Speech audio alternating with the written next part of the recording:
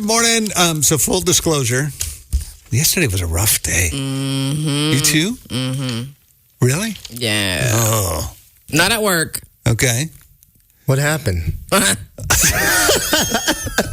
That's a don't get me started giggle. Let's just say I have been praying for Brad nonstop since I got here because I'm just praying to have a better morning. tough parenting day yesterday? It was rough. rough. Man. So okay. hopefully it's today. Lord, today's you got a little bit this. better. Please help him. I had one of those days yesterday where just like the waves of stuff was hitting. Like, all right, that's another one. It's feeling pretty down by last night. And I thought, you know what? I'm going to go, because we missed them the first night. I'm like, I'm going to go out and go see the lights. Oh, yeah, the Northern Lights were visible recently. Because people were blowing up social media yesterday with these amazing photos. So my wife and I head out to the city lake here in town where it's really dark. Mm-hmm. And pull in, the parking lot is jam-packed. I was like, hello, fellow FOMOs. People who missed out on the first night of lights. The first time. We're all going to hope to get a second chance. Oh. I don't know if it was just that spot. We couldn't see anything. I was like, what? We were supposed to get a second time. So you thought you were going to end on a high note and somebody even explained that you can't really see a lot of it where we're at with the naked eye. Like the pictures that people are taking are amazing. Mm-hmm. But I was like, well, okay, well now I don't feel as bad because I was like, I guess I got to see it based on everybody's pictures. Yeah. If it wasn't something you could actually see in real life. Yeah, well, before I came here, I graduated, and literally that next day, I was leaving to come to Arkansas. Okay, so you're in Georgia, yeah. Mm-hmm. So it was a little heavy, kind of bittersweet, Oh, I've graduated, but at the same time, I'm leaving. And that night, I kind of just walked outside because my whole family was inside, and extended family because they were all there to celebrate the graduation, and I just needed a breather. And I walk out and I look up, and Lord help me with this word, but the Aurora Borealis. Oh, yeah. Oh, that was really good. Yeah. Well Thank done, you, Ross. Lord. But it was so visible, and this was a very lit area. So you could see it like just naked eye, no telescope, no cameras. Yeah. And it was so pretty, green and purple. I actually got a picture of it, if I could share that on Facebook, because it is really it was so breathtaking. And honestly, the picture didn't do it justice. Okay, that's cool. Mm-hmm. All right. And to have that on your graduation. Yeah. It was really just one of those moments where it's like the heavens really do declare the glory of God, especially in that moment. The KLRC Morning Show. 90.9 KLRC. Ready for some good news? We are too. Here's your positive difference story of the day. All right, Ross, what you got for us today? Okay. Has there ever been a moment where someone has done something so touching it sticks with you for years, and the only thing that you can think about when you think of that person is, does that other person remember that kindness that they've done for me? Yeah, okay. So back in the 90s, a girl named Jennifer was just 9 years old when a car crash on a rainy California night took her sister's life and left Jennifer trapped on the side of the road. A stranger named Rhonda, she saw the wreck, she pulled over, and she actually stayed with Jennifer in the rain, holding her hand until the paramedics arrived. So much chaos was going on. And Rhonda, she didn't just stay there until the paramedics got there. She followed the ambulance to go to the hospital to make sure that Jennifer was okay too. Wow. Mm-hmm. So then life went on for 35 years. And they lost touch. But this year, Jennifer posted online, hoping to find the woman who comforted her that night. And somehow Rhonda's daughter saw it, and the two finally met again, face to face. No way. Like decades later. Wow. So crazy. So as soon as they saw each other, they hugged and they both began to cry. Jennifer told her, "You were my angel that night. You stayed with me when I was scared and bleeding, and my sister was gone. I've thought about you for decades." And both women said that it really did feel like closure and like God brought them full circle. Wow. Mm-hmm. That's really cool. Mm-hmm. That is our positive difference story of the day. Real people.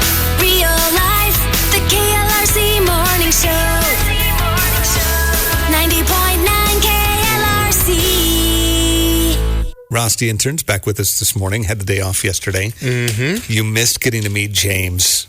That guy. He's one of our listeners.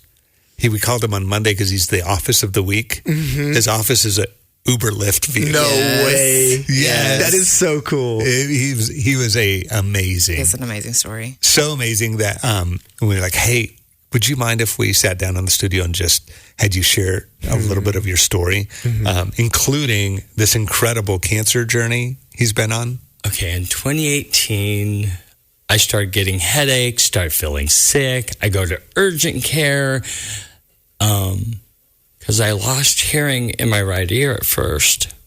And I asked them, what's going on?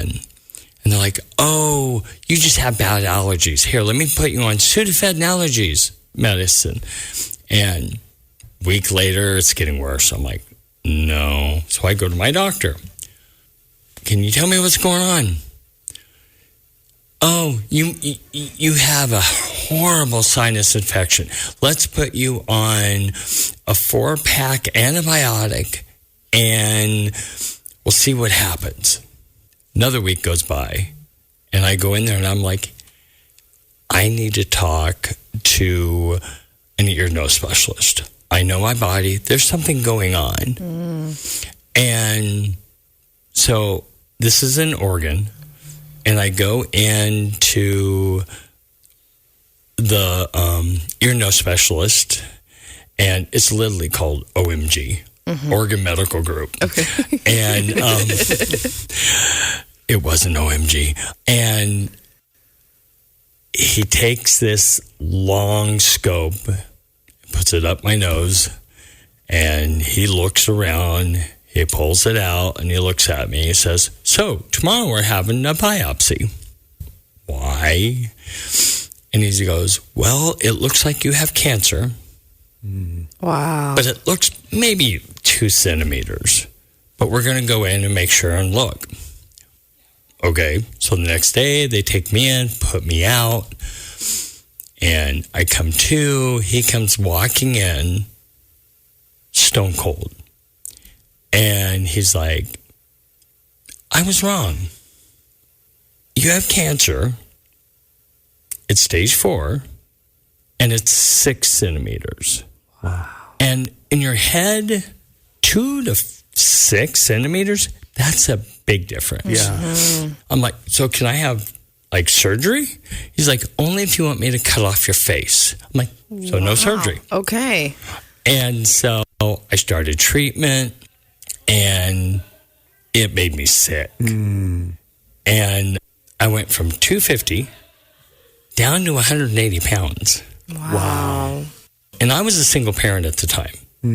I didn't have another adult in the house. But all of a sudden, I get a call from American Cancer Society. He goes, hey, we heard about your situation.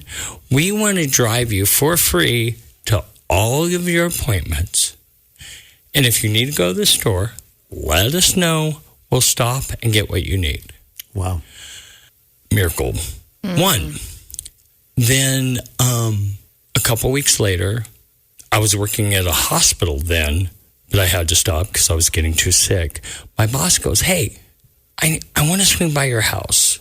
Some people got together and want to give something to you. So they come, and they gave me a couple $1,000 and said, here's for whatever you need. Wow. Miracle 2. So I'm taken care of and going through, but man, I was so sick. And I was stuck home doing nothing. I started watching TV for a little bit, and I got so bored. I started reading my Bible, and I started praying. I turned on the worship music, and I worshiped God. In the middle of all this. In the middle of everything. And actually, God showed me Psalms 23, verse 4.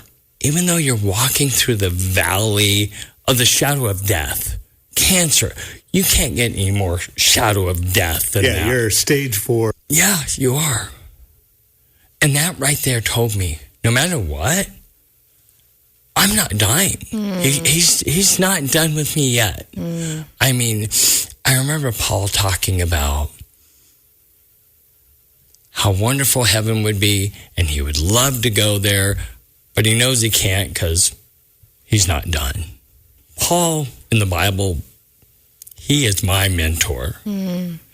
And I grew up almost as not without a dad. And so the men of the Bible, they were my, in a sense, foster dads. Mm.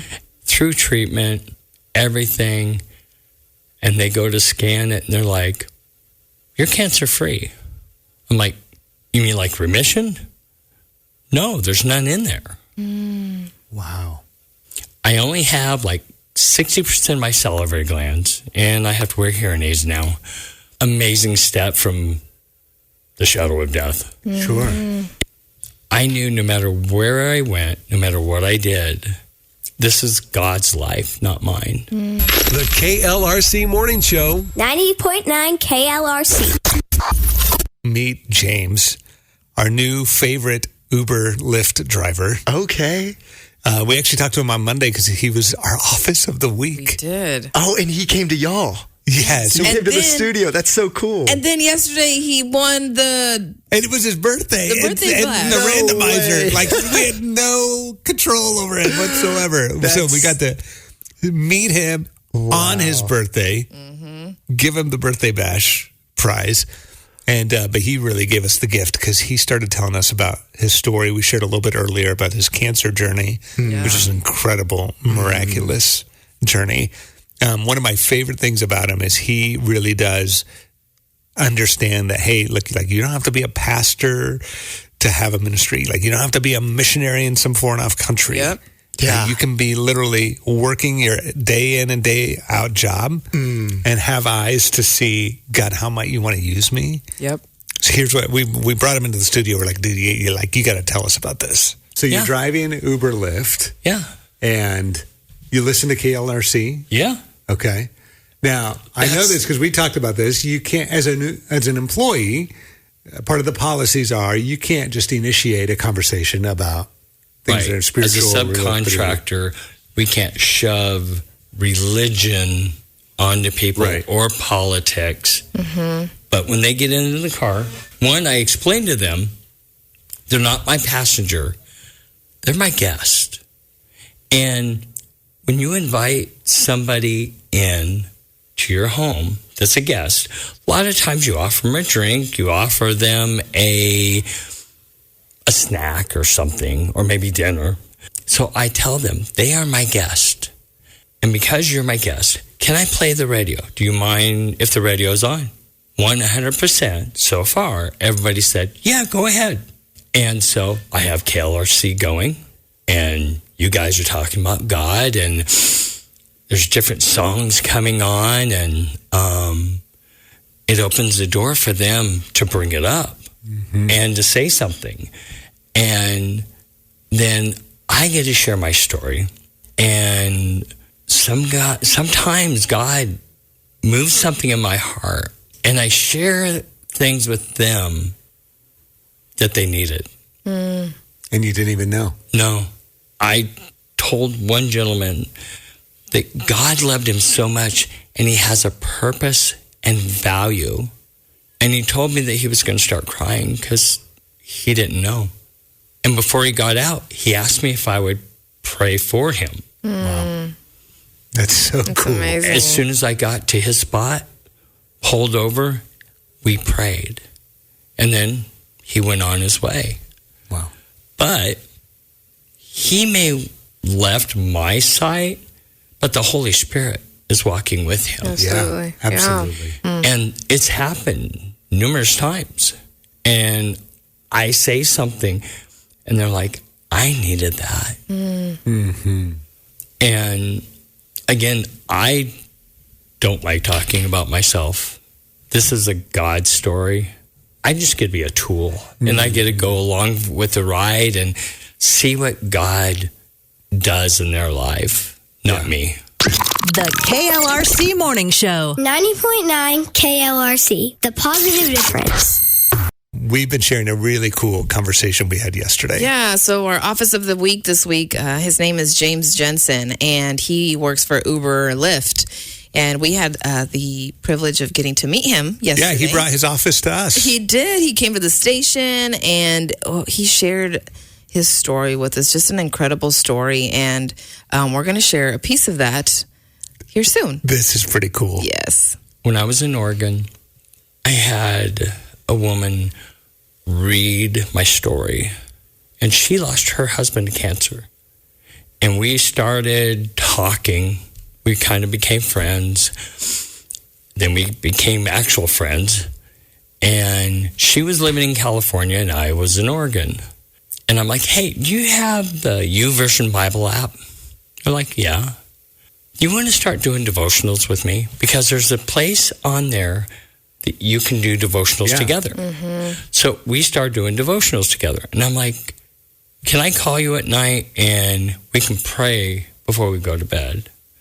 And she said, yeah. And we became from friends to best friends. Mm. We both realized that we loved each other. Mm. And she decided that California was way too expensive. And she wanted to move back here because she lived here since she was 24. Mm. Okay. And then moved to California to be closer to her family. It didn't work out. So she said, hey, I'm going to Arkansas. And I'm going to buy a house there. And I thought about it. I prayed about it. And I'm like, I'm going to fly out there and see what it looks like. So I fly here, and I stay with a friend of hers. So I stayed there, and then she gave me a tour of the place of Arkansas. I find out my grandfather and his family, my great-grandfather and his family, was born in Garfield. Wow. Mm-hmm. So I have roots here. Mm-hmm. They all moved away. They're in Idaho now, but I feel like they're the foundation. Mm-hmm. And so I flew down here, took one look at her, and knew I had to have her as my wife, that it was supposed to be. And so she showed me around, and the second day, I'm like, will you marry me? I brought a ring with me just in case. And she waited 3 days to say yes. Yeah. This is the first time you'd ever seen each other in person? Yes. Wow. It's a long 3 days, I bet, for you too, huh? No comment. The KLRC Morning Show. 90.9 KLRC.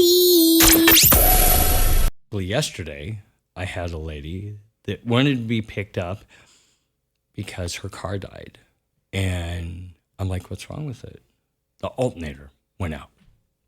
And she's like, if I can get it charged, get it going, I can drive it home. And I'm like, tell you what, cancel the Uber. We were in Siloam at the Walmart. I'm like, let's go get a jumper cable and we'll try to jump your car. So we went, got the jumper cables, came back to our car. We tried to start it. It wouldn't start. The alternator, I guess, she doesn't have anybody here that she knows. Mm. And I'm praying for her that she can find somebody. Mm-hmm. And, but I took her back to her home. And, but I prayed for her car. I prayed for her. And I shared with her where I went to church. And I'm like, you can come. We would love to have you. And plus, you guys are doing the kindness challenge. Yeah. Yeah. I'm doing that to every person that gets into my car. I love it. And I knew I needed to do that. Because I read it in my Bible, in my devotionals the day before. The verse was about being kind to everyone. Mm-hmm. And it says, if you have something and you can give it to them, do it. I felt I needed to. Mm-hmm. So I helped her how I could. And then letting God deal with it because he has more money than I do. Wow. And I know he'll do something. I've been sitting here thinking, I never knew Jesus drove Uber, but because your life looks and your heart looks so much like Jesus. Yeah. He's showing up in your car through you every day, James. Happy birthday! Let's go! 1, 2, 3, go! H-A-P-P-Y-B-R-T-X-D-A-Y. Hey! Happy birthday. That was called The Bird. Is that what that was? Kid don't know what that was. I sat down after doing that because somebody just walked by the window. So I'm like, okay, that was a little embarrassing. No more bird. Our studio's right downtown with big windows. If you ever walk by about this time, you may see Ross doing something. Yes. Don't He get too calls it scared. dancing. All right.